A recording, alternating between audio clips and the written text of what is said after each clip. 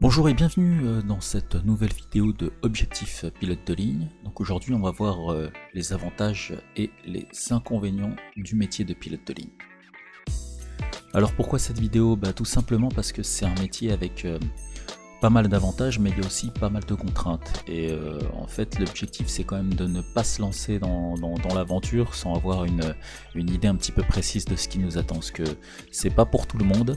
Il y a des fortes contraintes, il y a un investissement personnel très important et c'est vraiment un mode de vie. Tout le monde n'est pas fait pour ce mode de vie. Alors c'est parti, on commence d'abord par les avantages.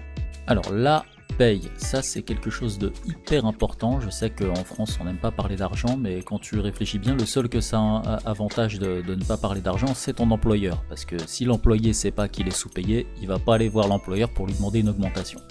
Bref, donc la paye c'est très important parce que écoute, c'est des études qui sont chères quand elles sont payantes. C'est des études, c'est un gros investissement financier, c'est un gros investissement personnel. Tu auras fait des sacrifices pour y arriver et si t'as pas un retour sur investissement, évidemment c'est problématique. Donc la paye, alors selon comment tu as réussi à te placer, selon le type de contrat que tu as, supposons que tu es dans une bonne boîte type Air France, une compagnie nationale, si tu as réussi à rentrer là-dedans, ta paye elle sera, on va dire que tu vas commencer aux alentours de 4000 je crois net. Et ensuite, après les étés, si tu as des primes, alors je parle par rapport à des collègues que je connais, moi c'est pas mon cas, mais je connais des collègues qui ont été par exemple chez Transavia, les étés ils ont pu se faire des payes à plus de 8000, parce que en fait ils ont un fixe et ensuite ils ont des primes par rapport au nombre de vols qu'ils effectuent. Et donc pendant la période estivale, ils ont pu avoir des très très bonnes payes. Alors il y a d'autres compagnies aussi qui font un peu comme ça, mais ça va dépendre après de ton roster, parce que si tu as un roster par exemple 20-10, donc 20 jours on, 10 jours off, donc pendant 20 jours tu vas voler et 10 jours tu es chez toi, et forcément tu pourras gagner plus d'argent que sur des rosters où tu es en 15-15, où tu as 15 jours de vol et 15 jours off. Voilà, donc ça c'est dans les bonnes compagnies, on va dire, que tu peux espérer ce type de paye. C'est pas le cas partout, on va voir ça tout à l'heure. Alors petite précision, là je viens de parler des payes en tant que copilote, en tant qu'officier pilote de ligne. Si jamais tu passes commandant, alors les commandants généralement ils sont payés, on va dire, 1,5 fois, voire 2 fois plus que les copilotes. Voilà, pour avoir un ordre d'idée. Dans une bonne compagnie, je le répète. Avantage numéro 2, on change souvent d'endroit. Alors ça dépend des gens. Des gens pour qui aiment bien bouger, et pour eux ça peut être très intéressant parce que c'est vrai qu'on change souvent d'endroit, on voyage pas mal, surtout si tu t'expatries, tu vas vraiment voir du pays. Donc ça peut être un avantage intéressant, c'est le petit côté aventure en fait de ce métier. Avantage numéro 3, la vue. Alors pour le coup c'est vrai que la vue en avion elle est vraiment sympa, et ça c'est vrai que tu n'auras pas ça dans un bureau où tu seras devant un ordinateur toute la journée à envoyer des mails. Non, là pour le coup ça va un petit peu avec l'avantage d'avant, c'est que tu bouges beaucoup, tu as une vue très sympathique depuis ton cockpit, enfin pour peu que tu n'es pas tout le temps en vol de nuit et dans la couche. Et ça c'est vraiment très très très appréciable. Le quatrième avantage, à mon sens, c'est un métier gratifiant. Alors, j'entends par là que quand c'est un métier assez technique, il y a pas mal de choses à connaître, et quand par exemple tu es dans des conditions météo assez dégradées et que tu as un vent de travers assez puissant et instable et que tu fais ton approche et que tu réussis à poser ton avion proprement, on peut dire que tu es fier de toi sur le coup. Et même, je dirais même, chaque fois que tu fais ta pré-vol, tu tournes autour de ton avion, tu vois le monstre que c'est, tu vois la machine, la machine que c'est vraiment impressionnant, et piloter ça c'est quand même quelque chose. T'en auras la sensation, ça c'est sûr. Alors le cinquième avantage, c'est que écoute, quand tu démarres ce genre de carrière, c'est que tu as un plan de carrière qui est évident, à moins que tu réussisses pas à te placer dans une compagnie correcte. Mais si tu arrives à te placer dans une compagnie correcte, Le plan de carrière il est évident en ce sens où tu vas commencer comme copilote, tu vas monter tes heures de vol, il faut que tu montes tes heures de vol le plus possible, tu vas passer ton ATPL pratique, puis quand tu auras une certaine expérience, tu pourras passer captain. Ensuite, tu deviens TRI, TRE, donc Type Rating Instructor, Type Rating Examinator, et ensuite tu peux faire donc ou tu peux même devenir Line Training Captain, donc tu peux devenir en fait formateur de copies ou formateur d'élèves pour qu'ils deviennent qualifiés sur un avion de ligne, hein, Type Rating, c'est ça. Un des avantages aussi, c'est que tu vas rencontrer dans tout ton cursus des personnes extrêmement intéressantes qui n'ont comme seul point commun avec toi que leur passion de l'aviation. Alors ça c'est intéressant parce que tu vas rencontrer des gens très différents, que ce soit des médecins, des avocats, des plombiers, des étudiants, enfin des gens qui sont vraiment dans n'importe quel domaine. Qu'ils soient plus ou moins riches, hein, ça n'a pas forcément d'influence, hein, parce que on y reviendra sur le coût de la formation, mais même des personnes qui n'ont pas de fort moyen, quand tu sais couper dans ce qu'il faut couper, tu arrives à mettre l'argent de côté pour te former. Mais ça c'est un aspect humain très intéressant, et beaucoup de personnes sont devenues des amis à vie, quoi. Maintenant on va attaquer les inconvénients. Alors l'objectif c'est pas de vendre du rêve, parce que comme je vous le dis, ce métier il peut avoir aussi pas mal de contraintes, et on va en voir quelques-unes, hein. Après bien sûr on n'a pas tous la même vie, on n'a pas tous les mêmes attentes, et on n'a pas tous les mêmes envies. Donc une contrainte pour l'un peut être un avantage pour l'autre, et vice versa. Alors un des inconvénients, et oui on en avait parlé tout à l'heure, c'est que la paye peut être bonne ou mauvaise. Alors dans l'exemple précédent, on était parti sur des payes qui étaient correctes, et dans ce milieu, on peut trouver des payes dans des compagnies plus précaires où la paye elle est vraiment très mauvaise, hein. Mais vraiment, hein. Je veux dire là, sur des types de contrats où on va être à 2000 € brut par contre c'est pour du roster 15-15, c'est-à-dire on va dire 15 jours on, 15 jours off. Vous pouvez tomber à des sommes très faibles, quoi.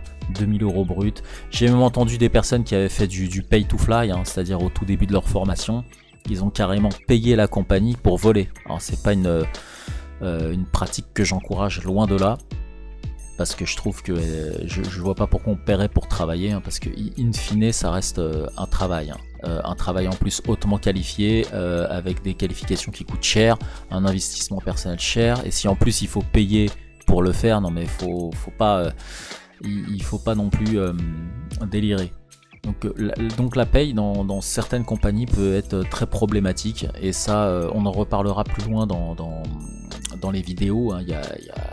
Il y a des choses qui sont acceptables, et il y a des choses qui sont pas acceptables. Je veux dire, même il y a des choses dans lesquelles si vous vous engagez à aller dans une compagnie qui paye très peu, après c'est une question de survie, hein. Est-ce qu'on peut voler quasiment gratuitement, quoi.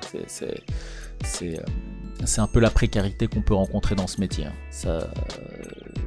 Il y a des bonnes compagnies et il y en a des mauvaises. Et j'ajouterais même qu'il y en a des très mauvaises. Alors parmi les inconvénients, donc on en avait parlé précédemment, ça peut être un avantage ou un inconvénient, ça dépend vraiment de vous. On change souvent d'endroit, donc pour ceux qui n'aiment pas se balader tout le temps avec une valise, aller d'aéroport en aéroport, d'hôtel en hôtel, c'est sûr que ça va pas vous convenir. D'autant que si vous avez des enfants et que vous voulez rester avec votre famille, ou vous voulez être proche de votre famille, c'est sûr que c'est un métier qui n'est pas réputé pour la longévité des mariages. Donc ça c'est quelque chose à prendre en compte. Si vous êtes marié, il faut quand même que votre conjoint vous soutienne dans ce choix de carrière. Sinon ça va aller au désastre. Alors l'investissement personnel, alors comme dans tout cursus académique, que ce soit des études universitaires ou des études d'ingénieur ou quoi que ce soit, vous aurez de toute façon à vous investir personnellement. Donc il y aura des soirées à passer à travailler au lieu d'aller s'amuser, il y aura des week-ends à passer à travailler au lieu d'aller s'amuser, il y aura des vacances que vous passerez à travailler, il y aura des examens à préparer, il y aura des livres à lire, il y aura beaucoup de choses à faire. Des exercices à préparer, enfin il y aura beaucoup de choses à faire. Donc ça, comme dans toutes études. on n'y coupe pas. Alors aussi l'inconvénient, ça dépend par quelle filière vous rentrez pour devenir pilote de ligne. Si vous arrivez à faire une filière cadet chez Air France par exemple, là le coût de la formation c'est 0. Mais si comme moi vous avez commencé beaucoup trop tard et que vous avez dû tout payer de votre poche, le coût de la formation c'est vraiment quelque chose qui est extrêmement important. Et ça rejoint l'investissement personnel qu'on a vu plus haut, parce que vous allez devoir vous priver de beaucoup de choses. À moins que vous soyez riche, mais vous allez devoir vous priver de beaucoup de choses pour pouvoir mettre de côté pour atteindre les objectifs de votre formation et pouvoir financer cette formation. Ça, on reviendra sur les coûts plus tard, ça va dépendre un petit peu de chacun et des aides que vous réussissez à avoir ou non. Alors un des inconvénients majeurs, c'est que c'est un secteur fragile en cas de crise. C'est-à-dire que si vous avez un attentat quelque part ou un virus ou quoi que ce soit, paf, on va vous clouer toute l'aviation au sol. Et là, si vous n'êtes pas dans une compagnie nationale en CDI, ça va être compliqué pour vous parce que vous allez vous retrouver sur les bancs et retrouver du boulot, ça va être compliqué. Donc ça c'est le premier, on va dire tout ce qui est voyage, c'est quand même les premiers secteurs qui sont touchés dès qu'il y a une crise, quelle qu'elle soit. Donc c'est le premier secteur dans lequel les gens coupent dans les dépenses et l'aviation donc c'est vraiment le plus impacté en cas de crise. C'est pour ça que je conseille toujours aux personnes, aux gens qui viennent se former en aéroclub, aux jeunes qui veulent se former et qui disent tout de suite oui je vais être pilote de ligne, je leur dis toujours les gars, je vous conseille quand même, j'espère que tu fais des études à côté, que tu as un autre métier possible, tu vois, parce que si tu as un deuxième métier, en cas de crise, tu peux patienter jusqu'à ce que la crise passe pour repartir en vol. Alors que sinon ça va être très compliqué, parce que si tu es en cas de crise et que tu n'as pas d'autres revenus, tu peux en arriver au point où tu vas tout simplement perdre ta qualification à 320 ou 737 parce que tu pourras plus la payer. Et dans ces conditions, après retrouver du boulot en aviation de ligne, ça sera pas possible. Donc voilà pourquoi il faut assurer ses arrières. Voilà, c'est tout pour aujourd'hui les amis, j'espère que ça vous aura un petit peu éclairé sur le métier de pilote de ligne. C'est pas tout noir ou tout blanc, c'est un métier qui a des avantages, des inconvénients. Ça dépend des gens, je dirais même que ça dépend des phases de la vie. Il y a des moments par exemple, si vous êtes jeune, vous n'avez pas de femme, pas d'enfant, c'est super parce que on se balade, on peut gagner un peu d'argent, on gagne de l'expérience, c'est un petit peu l'aventure. Si par contre on a des enfants et on veut rester proche d'eux, ça se complique très vite parce que à moins d'être dans une compagnie qui vous permet d'être basé près de chez vous, mais c'est très rare en France, c'est assez compliqué. Ça peut se trouver, mais c'est assez compliqué. Ça va poser des problèmes. Ou vos enfants sont grands et donc dans ces conditions, vous pouvez vous balader comme vous voulez à travers le monde. Ça, c'est aussi une possibilité. Où il y en a qui emmènent leur famille avec eux, tout simplement quand la famille, quand ça pose des soucis. Enfin, ils s'expatrient régulièrement dans d'autres pays en fonction des contrats. Il y en a à qui ça plaît de vivre comme ça. C'est un choix. C'est un choix. Donc voilà, voilà, je vous vends pas du rêve, le métier de pilote de ligne, c'est un beau métier. Il y a des fois, c'est pas toujours la joie non plus. Il y a des fois, au bout d'un moment, ça devient aussi un métier comme un autre. C'est-à-dire que le matin ou la nuit, quand on se lève pour aller bosser, on préférerait rester dormir, ou il y a des jours où on n'a pas envie d'y aller, comme un autre métier. Donc c'est pour ça qu'il faut pas non plus, mettre une aura particulière autour de ce métier non plus. C'est pas parce que vous serez pilote de ligne que ce sera le paradis sur terre. C'est un métier avec des contraintes. Comme tous les métiers, il y a des avantages et des inconvénients. Comme tous les métiers, il faut juste qu'ils vous correspondent à vos attentes. Alors je mets en description le lien vers mon site internet pour ceux qui veulent voir un petit peu les différentes étapes pour devenir pilote de ligne. Je mets également les liens, c'est complètement gratuit pour les fly maps PPL, ATPL théorique et objectif pilote de ligne, donc qui retrace toutes les étapes du PPL, toutes les étapes de l'ATPL théorique, les modules à passer et toutes les étapes pour devenir pilote de ligne. Je mets également en description le lien vers mon guide, donc c'est le récapitulatif de tout ce que j'ai appris sur le chemin sur mon parcours de pilote de ligne, tout ce que j'ai appris et que j'aurais aimé savoir avant de commencer. Voilà, allez à très bientôt.